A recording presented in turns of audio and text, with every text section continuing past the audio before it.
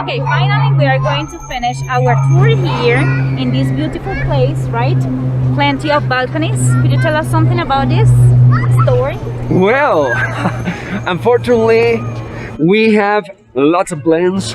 Or fortunately, we have lots of plans. But unfortunately, we cannot see the whole picture because it is always beginning by the muiscas again. Not the buildings we have surrounding us, or the church, or the city council's building at the corner. No, it is about all this plan of vectors, the colors, the ideas on going upper, to two storage, or 2 floors to the buildings there, the long balconies. Sometimes we have different places like going or running on a contest, saying, okay, which is the city with the longest line of balconies?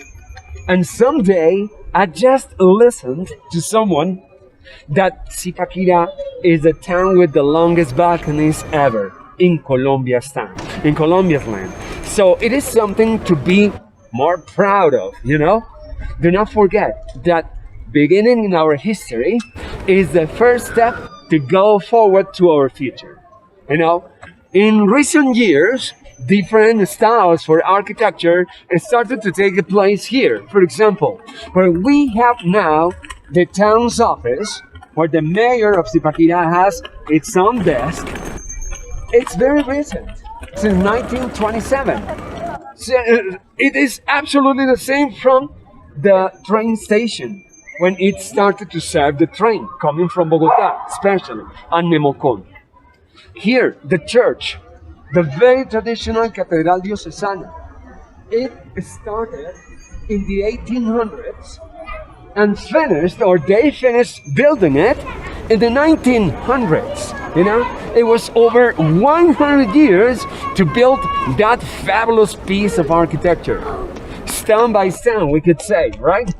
And other things or facts, considering Zipaquirá, the major part for the economic developing part in Colombia, it gave all the money or the resources by soul mining or from soul mining to Bolivar's army.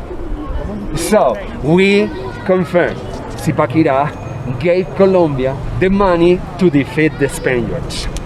It is fantastic. It is fantastic.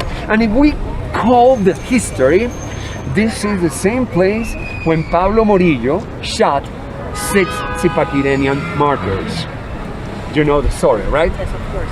Okay, so we have the other section of a square and the place they kept them in jail. There is a plate at the bishop's house.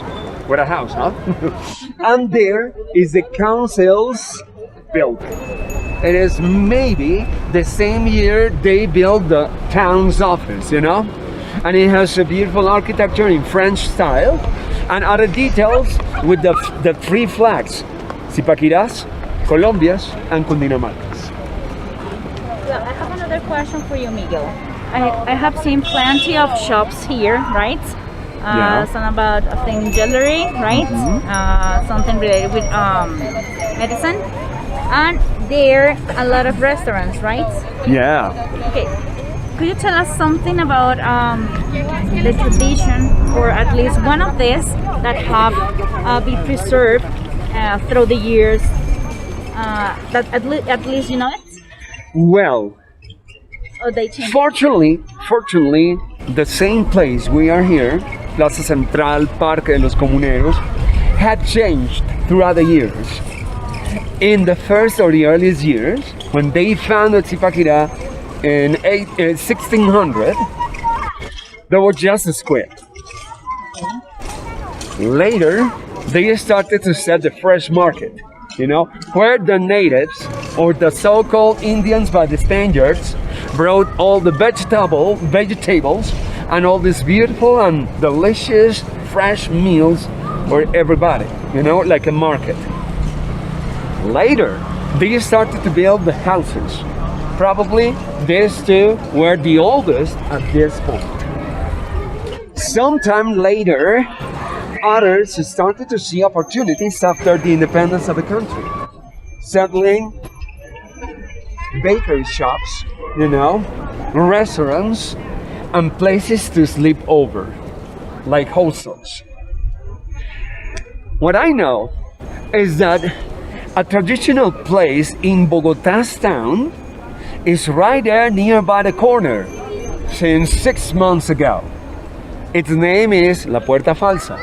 I'm not sure if we can talk about some specific brands, but I said that already. Okay. Banks, banking in Zipaquirá turns to be very important.